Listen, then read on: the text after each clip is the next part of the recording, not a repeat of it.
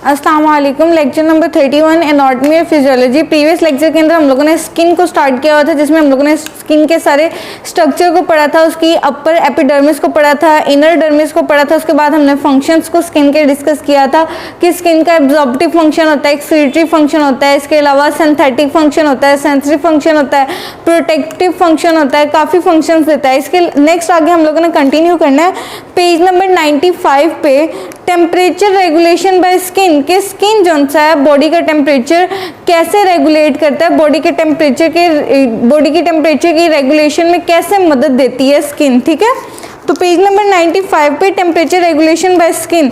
The body keeps its temperature constant at about 37 degree centigrade by physiological adjustment controlled by the hypothalamus thermostat centre where there are neurons sensitive to changes in skin and blood temperature. हमारी body जो सी है, हमारा जो सा जिस्म है वो 37 डिग्री सेल्सियस टेम्परेचर जो सा मेंटेन रखने की कोशिश करता है। बेसिकली यही कांस्टेंट टेम्परेचर है हमारी बॉडी का। ठीक है, अब इस टेम्परेचर को मेंटेन रखने के लिए बहुत ज़्यादा एडजस्टमेंट की जाती हैं, बहुत ज़्यादा कंट्रोल्ड फिजियोलॉजिकल एडजस्टमेंट्स यूज़ की जाती हैं। हाइपोथैलेमस हमारे ब्रेन का एक पार्ट है हाइपोथैलेमस। ठीक है, हाइपोथैलेमस के अंदर एक थर्मोस्टेट सेंटर होता है जिसके अंदर न्यूरॉन्स पाए जाते हैं। वो न्यूरॉन्स जो से होते हैं वो बहुत ज़्यादा सेंसिटिव होते हैं। अगर किसी भी किस्म का स्किन के अंदर चेंज आ जाए या ब्लड के टेम्परेचर के अंदर चेंज आ जाए, जिसकी वजह से हमारे थर्मोस्टेट सेंटर के अंदर जो से न्यूरॉन्स हैं वो सेंसिटिव हो जाते हैं और हमारे हाइपोथैलेमस को नोटिफिकेशन चला जाता है। फिर जब हाइपोथैलेमस को पता चलेगा कि हमारे बॉडी का टेम्परेचर, हमारे ब्लड का टेम्परेचर चेंज हुआ है या स्किन के अंदर कोई ना कोई चेंज आई है, तो उसकी वजह से हाइपोथैलेमस के अंदर जितने भी न्यूरॉन्स वगैरह हैं वो एक्टिव हो जाएंगे और बॉडी के 37 डिग्री सेल्सियस टेम्परेचर को कांस्टेंट रखने के लिए काम करेंगे। ठीक है, तो नेक्स्ट आगे हम लोग पढ़ लेते हैं hypothalamus has 2 centres which regulate the body temperature. अब जो हमारे ब्रेन के अंदर हाइपोथैलेमस पाया जाता है उसके 2 मेन सेंटर्स हैं जो बॉडी के टेम्परेचर को रेगुलेट करते हैं। वो 2 सेंटर कौन से हैं? पहला सेंटर जो सा वो हीट लॉस सेंटर है और दूसरा जो सा हीट गेन सेंटर है। इन दोनों को हम लोग 1 बाय 1 डिस्कस कर लेते हैं कि दोनों में फर्क क्या है, दोनों कब कब काम करते हैं। ठीक है, सबसे पहले हम लोग डिस्कस कर लेते हैं heat loss center. Heat loss center is situated in preoptic nucleus of anterior hypothalamus. अब जो हीट लॉस सेंटर है वो एंटीरियर हाइपोथैलेमस में पाया जाता है। ठीक है, मैंने बताया कि हाइपोथैलेमस के 2 सेंटर हैं। हमारे ब्रेन के अंदर हाइपोथैलेमस है, हाइपोथैलेमस के आगे मजीद 2 सेंटर हैं। अब जो हीट लॉस सेंटर है वो कहाँ पे पाया जाता है? वो एंटीरियर हाइपोथैलेमस में पाया जाता है। और कहाँ करके पाया जाता है? प्रीऑप्टिक न्यूक्लियस के अंदर। ये भी बेसिकली प्राइमरी ब्रेन का एक रीजन है। क्या करता है? मेल सेक्सुअल कैरेक्टर्स को कंट्रोल करता है। ठीक है, ये एंटीरियर हाइपोथैलेमस के अंदर एक जगह है जिसको हम लोग कहते हैं प्रीऑप्टिक न्यूक्लियस। ठीक है, उसके अंदर ये सेंटर पाया जाता है। कौन सा सेंटर? Heat loss centre. ठीक है, ये क्या करता है? Neurons in the preoptic nucleus are heat sensitive nerve cells which are called thermoreceptors. ठीक है, जो न्यूरॉन्स उसके अंदर पाए जाते हैं, न्यूरॉन्स को बेसिकली हम लोग नर्व सेल्स भी कहते हैं। ठीक है, न्यूरॉन्स क्या हैं? बेसिकली नर्व सेल्स हैं। अब जो ये न्यूरॉन्स हैं कहाँ के न्यूरॉन्स? प्रीऑप्टिक न्यूक्लियस के, किसके? एंटीरियर हाइपोथैलेमस के प्रीऑप्टिक न्यूक्लियस के जो न्यूरॉन्स हैं या नर्व सेल्स हैं। पहली बात तो ये कि वो हीट सेंसिटिव हैं। दूसरी बात ये कि जिनको हम लोग थर्मोरिसेप्टर्स कहेंगे। ठीक है, ये आप लोगों ने 2 बात याद रखनी है कि इनको हम लोग थर्मोरिसेप्टर्स कहेंगे। दूसरी बात ये कि ये हीट सेंसिटिव होते हैं। कहाँ के न्यूक्लियस? प्रीऑप्टिक रीजन के न्यूक्लियस। ठीक है, neuron stimulation of preoptic nucleus results in cutaneous vasodilation and sweating. अब जब ये वाले जो स्टिमुलेट हो जाएगा वो वाला रीजन, प्रीऑप्टिक न्यूक्लियस वाला रीजन, प्रीऑप्टिक न्यूक्लियस वाला हिस्सा कहाँ पाया जाता है? एंटीरियर हाइपोथैलेमस के अंदर ये रीजन पाया जाता है। जब इसको स्टिमुलेट कर दिया जाए तो उससे क्या होता है? उससे वेजोडाइलेशन होती है, मतलब हीट ट्रांसफरेशन शुरू हो जाती है बॉडी से लेकर स्किन तक। ठीक है, बॉडी कोर से लेकर स्किन तक जो सी है हीट ट्रांसफर होना शुरू हो जाती है। Heat loss centre heat loss centre name से आप लोगों को पता चल रहा है ऐसा सेंटर जिसमें हीट जो सी है वो पूरी बॉडी के अंदर पूरी स्किन की तरफ ट्रांसफर हो रही है। दूसरी बात ये कि स्वेटिंग होगी, हीट लॉस करनी है बेसिकली हमने, तो हीट लॉस उनसे स्वेटिंग से भी हम लोग हीट लॉस कर लेंगे, ठीक है। मतलब हमें पसीना बहुत ज़्यादा आएगा जिसकी वजह से हमारा हीट अच्छे तरीके से लॉस हो जाएगी, ज़्यादा हो जाएगी, ठीक है। हीट गेन सेंटर, अब सेकेंड जो सा सेंटर है वो कौन सा है? हीट गेन सेंटर है, किसका सेंटर है? हाइपोथैलेमस का, ठीक है। Heat gain is otherwise known as the heat production centre. Heat gain centre का दूसरा नाम भी है which is heat production centre के जहां पर हीट बनती है, ठीक है। It is situated in the posterior hypothalamic nucleus. अब ये कहाँ पाया जाता है? जो हीट लॉस सेंटर था वो एंटीरियर हाइपोथैलेमस में पाया जाता था, जबकि जो सा हीट गेन सेंटर है ये पोस्टीरियर हाइपोथैलेमिक न्यूक्लियस में पाया जाता है, ठीक है। Stimulation of posterior hypothalamic nucleus causes shivering. जब इसको स्टिमुलेट करेंगे तो उससे शिवरिंग होगी, कांपना शुरू हो जाता है इंसान, ठीक है। दोनों में फर्क पता चल गया, एक हीट लॉस सेंटर है, एक हीट गेन सेंटर है। हीट लॉस सेंटर को जब स्टिमुलेट किया जाएगा तो उससे हीट लॉस करनी पड़ेगी, मतलब वेज़ोडाइलेशन होगी, इसके अलावा स्वेटिंग होगी। जब हीट गेन सेंटर जब स्टिमुलेट होगा तो उससे शिवरिंग स्टार्ट हो जाएगी, हमने हीट को प्रोड्यूस करना है, ठीक है। मैकेनिज्म ऑफ टेम्परेचर रेगुलेशन, ये तो चलो हम लोगों ने दो सेंटर्स पढ़ लिए कि इस सेंटर में ये होता है, इस सेंटर में ये होता है, ये सेंटर यहाँ पाया जाता है, ये सेंटर यहाँ पाया जाता है, लेकिन ये काम कैसे करते हैं? जब हीट हमारे अंदर टेम्परेचर बॉडी का ज़्यादा हो जाए तो कौन सा सेंटर काम करता है, और जब हमारे बॉडी के अंदर टेम्परेचर जो सा वो कम हो जाए तब कौन सा सेंटर काम करता है, वो भी थोड़ा सा डिस्कस कर लेते हैं। मैकेनिज्म ऑफ टेम्परेचर रेगुलेशन, कि टेम्परेचर को रेगुलेट करने का क्या मैकेनिज्म है, क्या प्रोसेस है, क्या अमल है, ठीक है। व्हेन बॉडी टेम्परेचर इंक्रीजेज, जब बॉडी का टेम्परेचर इंक्रीज कर जाए 37 डिग्री सेल्सियस से बढ़ जाए जब बॉडी का टेम्परेचर, तब हम लोग क्या करेंगे? नेक्स्ट पेज पे आ जाओ, पेज नंबर 96 पे। व्हेन बॉडी टेम्परेचर इंक्रीजेस, जब बॉडी का टेम्परेचर इंक्रीज कर जाता है, ब्लड टेम्परेचर ऑल्सो इंक्रीज, तो ब्लड का जो सा टेम्परेचर है वो भी बढ़ जाता है, ठीक है। When blood with increased temperature passes through hypothalamus, it stimulates thermoreceptor that brings the temperature back to normal by two mechanism. अब जब बॉडी का टेम्परेचर बहुत ज़्यादा इंक्रीज हो जाएगा तो ऑब्वियसली जब बॉडी का टेम्परेचर इंक्रीज होता है तो ब्लड का टेम्परेचर भी इंक्रीज हो जाता है। अब जब वो इंक्रीज टेम्परेचर वाला ब्लड हाइपोथैलेमस के अंदर से गुजरेगा, ब्रेन का पार्ट है हाइपोथैलेमस, ठीक है। हाइपोथैलेमस के अंदर से गुजरेगा तो मैंने बताया था कि हाइपोथैलेमस के अंदर प्रियोपिटिक न्यूक्लियस के अंदर जो उनसे न्यूरॉन्स पाए जाते हैं, नर्व सेल्स पाए जाते हैं जो कि हीट सेंसिटिव होते हैं, कि थोड़ा सा भी टेम्परेचर में इंक्रीज आ जाए तो वो एक्टिव हो जाते हैं, सेंसिटिव हो जाते हैं, जिनको हमने कहा था थर्मोरिसेप्टर्स उनका नाम है, ठीक है। थर्मोरिसेप्टर्स उनसे वो एक्टिवेट हो जाएंगे। किस तरह एक्टिवेट होंगे? जब टेम्परेचर इंक्रीज होगा और जब वो हाई टेम्परेचर वाला ब्लड जो है हाइपोथैलेमस के अंदर से गुजरेगा तो हाइपोथैलेमस के अंदर मौजूद प्रियोपिटिक न्यूक्लियस वाले रीजन के अंदर जो न्यूरॉन्स हैं वो एक्टिव हो जाएंगे, जिसकी वजह से वो टेम्परेचर को मेंटेन रखने की कोशिश करेंगे, ठीक है। उस टेम्परेचर को मेंटेन करने के लिए, रेगुलेट करने के लिए दो मैकेनिज्म होंगे जब आप लोगों का टेम्परेचर ज़्यादा होगा। वो दो मैकेनिज्म कौन से होंगे? पहला मैकेनिज्म ये होगा प्रमोशन ऑफ हीट लॉस, कि जब आप लोगों की टेम्परेचर बहुत ज़्यादा हो जाएगा, बॉडी का टेम्परेचर बहुत ज़्यादा हो जाएगा जिसकी वजह से ब्लड का टेम्परेचर भी इंक्रीज हो जाता है, तो हाइपोथैलेमस क्या करेगा? हाइपोथैलेमस हीट लॉस को प्रमोट करेगा कि जितना ज़्यादा टेम्परेचर कम हुआ है उस टेम्परेचर को कम करने के लिए हीट की शक्ल में हीट को लॉस करेगा, हीट को खत्म करने की कोशिश करेगा। By increasing the secretion of sweat, कि मैंने आप लोगों को बताया था कि हीट लॉस सेंटर के अंदर हीट लॉस के अमल में क्या होता है कि स्वेटिंग होती है, बहुत ज़्यादा पसीना निकलता है, पसीने के निकलने की वजह से बहुत ज़्यादा हीट लॉस हो जाती है। तो इस प्रोसेस के जरिए हम लोग अपने टेम्परेचर को, बॉडी टेम्परेचर को कम कर सकते हैं, ठीक है, मेंटेन कर सकते हैं, कॉन्स्टेंट कर सकते हैं, रेगुलेट कर सकते हैं। सेकेंड मैकेनिज्म ये होगा प्रिवेंशन ऑफ हीट प्रोडक्शन, कि हम हीट के मजीद बनने के अमल को रोक देंगे, ठीक है। जब आप लोगों का टेम्परेचर ऑलरेडी ज़्यादा है, बॉडी टेम्परेचर आप लोगों का ज़्यादा है, ब्लड का टेम्परेचर ज़्यादा है, तो हमने उसको मेंटेन करना है, कांस्टेंट करना है, तो उसके लिए हमें हीट प्रोडक्शन वाले अमल को रोकना होगा, ठीक है। उसको कैसे रोकेंगे? By inhibiting mechanism involve in heat production, के हीट प्रोडक्शन वाला जितना भी हमारी बॉडी के अंदर अमल हो रहा है हीट प्रोडक्टिव सेंटर की तरफ से, उसको हम लोग रोक देंगे। कौन कौन से अमलों को हम लोग रोक देंगे? शिवरिंग वाले अमल को रोक देंगे, इसके बाद मेटाबॉलिक रिएक्शन जितने भी हो रहे हैं जिससे हीट बनती है उस वाले अमल को हम लोग बिल्कुल बिल्कुल रोक देंगे ताकि हमारा बॉडी का टेम्परेचर मजीद बढ़े ना, ठीक है। नेक्स्ट आप लोग दूसरा हम लोग सिचुएशन दूसरी देख लेते हैं कि जब हमारे बॉडी का टेम्परेचर कम होगा, व्हेन बॉडीज टेम्परेचर डिक्रीज, जब आप लोगों की बॉडी का टेम्परेचर डिक्रीज हो जाएगा तब कौन कौन से मैकेनिज्म हम लोग अपनाएंगे ताकि हमारा बॉडी का टेम्परेचर वापस 37 डिग्री सेल्सियस हो जाए।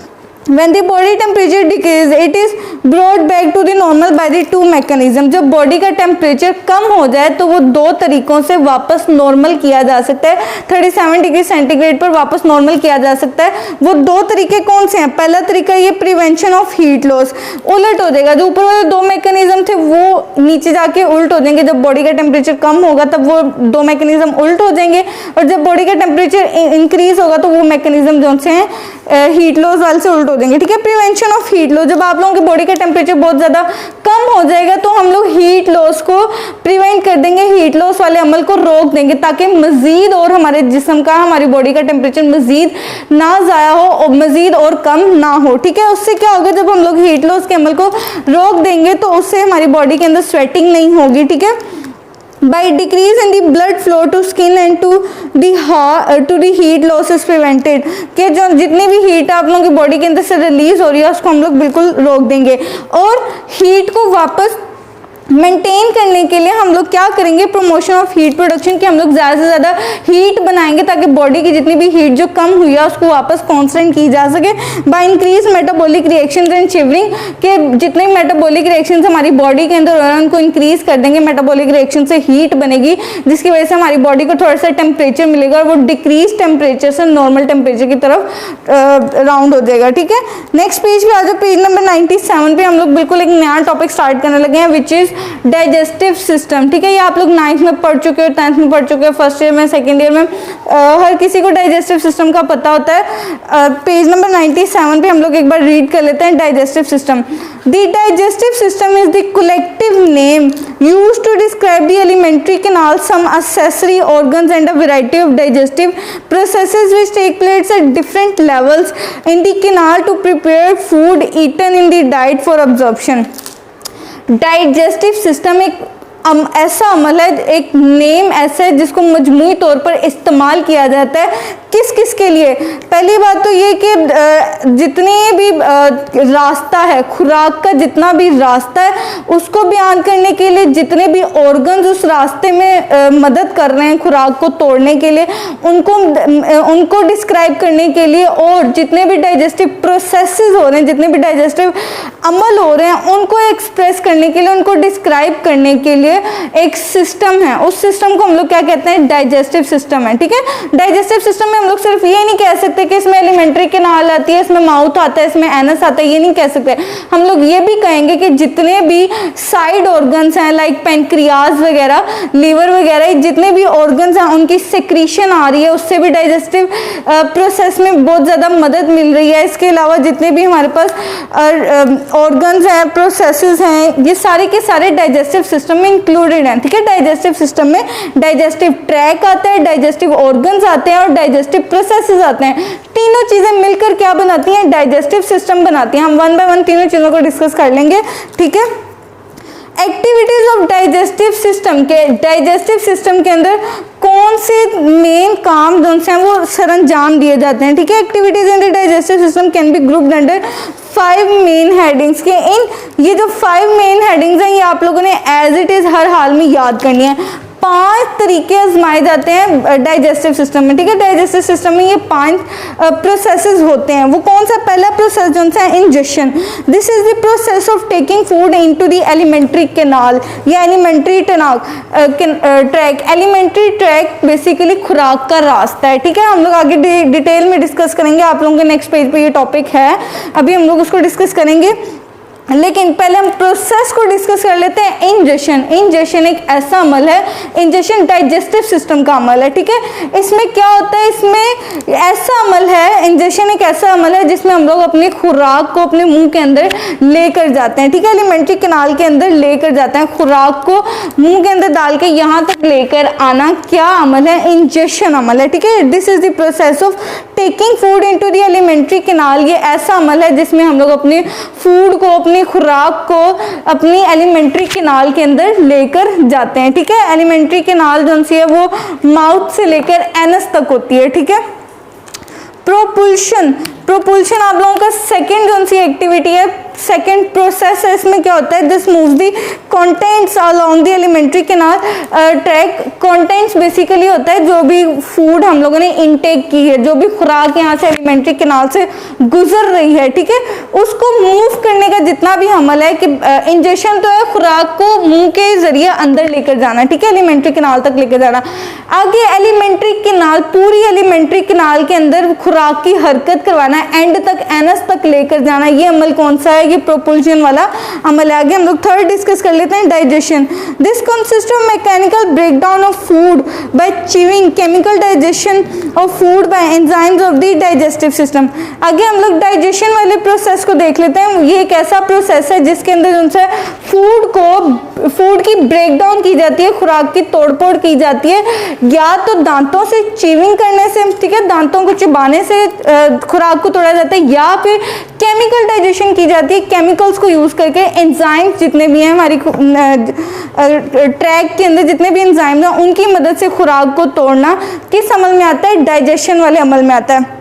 आगे हम लोग फोर्थ एक्टिविटी हम लोग डिस्कस कर लेते हैं, फोर्थ प्रोसेस डिस्कस कर लेते हैं, विच इज अब्जॉर्प्शन, ठीक है। This is the process by which digestive food substances pass through the walls of some organs of the alimentary canal into the blood and lymph capillaries for the circulation round the body. अब जितने भी हम लोगों ने आगे अमल, इस अमल में क्या होता है, इस अमल में जितना भी हम लोगों ने डाइजेस्टेड फूड लिया होता है एलिमेंट्री कैनाल से, वो हाफ पार्शली डाइजेस्टेड हो चुका होता है। उसके बाद वो जो डाइजेस्टेड फूड सब्सटेंसेस होते हैं वो ब्लड के अंदर अब्जॉर्ब होते हैं, लिम्फेटिक कैपिलरीज के अंदर अब्जॉर्ब होते हैं, ठीक है। जितने भी सब्सटेंसेस उसमें से हम लोगों ने प्रोटीन अब्जॉर्ब करनी हो, कार्बोहाइड्रेट अब्जॉर्ब करने हो, तो वो सारे के सारे कहाँ जाकर अब्जॉर्ब होते हैं, ब्लड के अंदर या लिम्फ के अंदर, लिम्फ कैपिलरीज के अंदर अब्जॉर्ब होते हैं, ताकि वो पूरी बॉडी के अंदर सर्कुलेट कर सकें, सारी बॉडी के अंदर मुकम्मल तौर पर एनर्जी प्रोवाइड कर सकें, ठीक है। नेक्स्ट प्रोसेस है एलिमिनेशन, ठीक है। लास्ट प्रोसेस है ये डाइजेस्टिव सिस्टम का, food substances which have been eaten but can not be digested and absorbed are excreted by the bowels और फीसेस। अब जितनी भी हम लोगों ने फूड इनटेक की थी उस सारी की सारी फूड में से जितना भी अब्जॉर्ब हो गया, जितना भी डाइजेस्टेड हो गया, लेकिन ऐसी फूड जो डाइजेस्ट ना हो पाए, जो अब्जॉर्ब ना हो सके हो, वो उसको फीसिस के जरिए जिस्म से बाहर निकाल देने वाले अमल को हम लोग क्या कहते हैं, इलेमिनेशन कहते हैं। इलेमिनेशन एक ऐसा अमल है जिसमें ऐसी खुराक का बकाया हिस्सा जो डाइजेस्ट ना हुआ हो, जो अब्जॉर्ब हमारे ब्लड ने ना किया हो, तो उसको जिस्म से बाहर निकालने वाले अमल को हम लोग क्या कहते हैं, इलेमिनेशन कहते हैं, ठीक है। आगे हम लोग फंक्शंस का थोड़ा सा डिस्कस कर लेते हैं कि डाइजेस्टिव सिस्टम के काम क्या क्या हैं, कि हमारी बॉडी के अंदर जितना भी डाइजेस्टिव सिस्टम प्रोसीड कर रहा है उसके किरदार क्या हैं, ठीक है, काम क्या उनके। पहले काम को हम लोग डिस्कस कर लेते हैं, इंजेक्शन और कंजप्शन ऑफ फूड सब्सटेंसेस। पहला काम इसका यह है कि फूड के जितने भी सब्सटेंसेस हैं उनको इंजेस्ट करता है, उनको कंज्यूम करता है, ठीक है। हम लोग खाते हैं, इनटेक करते हैं फूड को, तो ये डाइजेस्टिव सिस्टम की मदद से ही हम लोग अपने फूड को अपने माउथ के अंदर लेके जा रहे हैं, हम लोग एलिमेंट्री कैनाल के अंदर लेकर जा रहे हैं। सेकेंड हम लोग फंक्शन को डिस्कस करेंगे, breaking them into small particles. इसके अलावा डाइजेस्टिव सिस्टम का क्या काम है, डाइजेशन करना, मतलब फूड के पार्टिकल्स को स्मॉल पीसेस के अंदर कट डाउन कर देना, छोटे टुकड़ों के अंदर तोड़ देना, ठीक है। खुराक को छोटे टुकड़ों के अंदर तोड़ देना भी किसका काम है, डाइजेस्टिव सिस्टम का काम है। Transport of small particles to different areas of the digestive tract. इसके अलावा जितने भी फूड के इंपॉर्टेंट पार्टिकल्स हैं, स्मॉल पार्टिकल्स हैं, उनको एलिमेंट्री कैनाल्स, जितना भी रास्ता है खुराक के गुजरने का, एलिमेंट्री ट्रैक के मुख्तलिफ एरियाज के अंदर उनको ट्रांसपोर्ट करना किसका अमल है, डाइजेस्टिव सिस्टम का अमल है। Secretion of necessary enzyme and other substances for digestion. Some time digestion करने के लिए, बेसिकली ऑल टाइम, ठीक है, डाइजेशन करने के लिए हमें एंजाइम्स और बहुत से सिक्रीशंस की, सब्सटेंसेस की जरूरत होती है। उन सब्सटेंसेस की सिक्रीशन के लिए या फिर एंजाइम्स की सिक्रीशन के लिए हमें डाइजेशन करने के लिए उनकी ज़रूरत होती है, ठीक है। तो उनकी सिक्रीशन भी कौन करवाता है, डाइजेस्टिव सिस्टम करवाता है। जैसे कि बाइल हम लोग आगे पढ़ेंगे, डिस्कस करेंगे, सलाइवा वगैरह, जितने भी डाइजेस्टिव सिक्रीशंस हैं उनकी हमें सिक्रीट करने की जरूरत पड़ेगी। ये सारी की सारी सिक्रीशन किस वजह से होती है, डाइजेस्टिव सिस्टम के काम की वजह से होती हैं, ठीक है। Digestion of the food particles, इसके अलावा डाइजेस्टिव सिस्टम क्या करवाता है, फूड पार्टिकल्स की डाइजेशन करवाता है। Absorption of the digestive products, जितने भी डाइजेशन के बाद डाइजेस्टिव प्रोडक्ट्स हमें हासिल हुए, जितने भी न्यूट्रिएंट्स वगैरह हमें हासिल हुए हैं, उनकी अब्जॉर्प्शन करवाता है, ठीक है। Removal of unwanted substances from the body, और जितने भी हमें खुराक में से अनवांटेड सब्सटेंसेस हासिल हुए हैं उनकी रिमूवल जो है वो कौन करवाता है, डाइजेस्टिव सिस्टम करवाता है। आगे नेक्स्ट पेज पे हम लोग डिस्कस कर लेते हैं ऑर्गन्स ऑफ डाइजेस्टिव सिस्टम, कि डाइजेस्टिव सिस्टम के ऑर्गन कौन कौन से हैं। पेज नंबर 98 पे आ जाओ। एलिमेंट्री ट्रैक की सबसे पहले हम लोग बात कर लेते हैं कि एलिमेंट्री कैनाल में कौन कौन से ऑर्गन्स आते हैं, कौन सा रास्ता ये होता है जिसमें ये ऑर्गन्स आते हैं। हम लोग डिटेल से पढ़ लेते हैं। पहले हम लोग एलिमेंट्री ट्रैक को डिस्कस कर लेते हैं। This is a long tube through which food passes, digestive system का वो हिस्सा जो एक लॉन्ग ट्यूब पर मुश्तमिल हो, जिसके अंदर से खुराक गुजर रही हो, उस रास्ते को हम लोग क्या कहते हैं, उसको हम लोग एलिमेंट्री ट्रैक कहते हैं, ठीक है। It starts from mouth and terminates at the anus, ये मुंह से शुरू होता है और एनस तक खत्म होता है, ठीक है। कहाँ से शुरू होता है, माउथ से शुरू होता है और एनस पर खत्म हो जाता है, ठीक है। ये एलिमेंट्री ट्रैक है। And the various parts are given separate names although structurally they are remarkable similar, ठीक है। और जितने भी रास्ते में ऑर्गन्स वगैरह आ रहे हैं उनको सेपरेट नेम दिए गए हैं। वैसे डिस्टिंग्विश करना थोड़ा सा मुश्किल होगा, pharynx larynx one by one हम लोग डिस्कस करेंगे, उन दोनों में थोड़ा सा डिफरेंस करना मुश्किल होगा क्योंकि स्ट्रक्चरली रीजन से ना ये सिमिलर होते हैं, ठीक है, लेकिन इनके फंक्शंस जो होते हैं थोड़े से डिफरेंट होते हैं, इस वजह से इन ऑर्गन्स का डिफरेंट नाम होता है, ठीक है। पार्ट्स को वन बाय वन हम लोग डिस्कस कर लेते हैं। जो पहला पार्ट है एलिमेंट्री ट्रैक का विच इज माउथ, ठीक है। मुंह के अंदर क्या होता है, मुंह के अंदर टंग होती है, टीथ होती है, ठीक है। मुंह के अंदर जितनी भी कैविटी है उसको हम लोग ओरल कैविटी कहते हैं, ठीक है। डाइजेशन का पहला हिस्सा जो आता है वो माउथ होता है, माउथ के अंदर ओरल कैविटी होती है, ठीक है। सेकंड जो सी चीज है वो फेरिंग्स, माउथ के बाद जो नाली आती है जो हमारी गर्दन से होकर जाती है उसको हम लोग क्या कहते हैं, फेरिंग्स कहते हैं, ठीक है। फेरिंग्स के बाद आती है एसोफेगस, ठीक है। फेरिंग्स के बाद अगर लेरिंग्स आएगी तो वो सांस के लिए होती है, ठीक है। एसोफेगस जो है वो खुराक का रास्ता होगा, खुराक की नाली होगी। तो हम लोगों ने एलिमेंट्री ट्रैक के ऑर्गन्स इस तरह याद रखने के, सबसे पहले माउथ होती है, माउथ के बाद फेरिंग्स, फेरिंग्स के बाद एसोफेगस, एसोफेगस के बाद आता है स्टमक। स्टमक बेसिकली एक ऑर्गन है, ठीक है, जो कि एलिमेंट्री ट्रैक के रास्ते में एलिमेंट्री ट्रैक में आता है, ठीक है, उसका पार्ट है।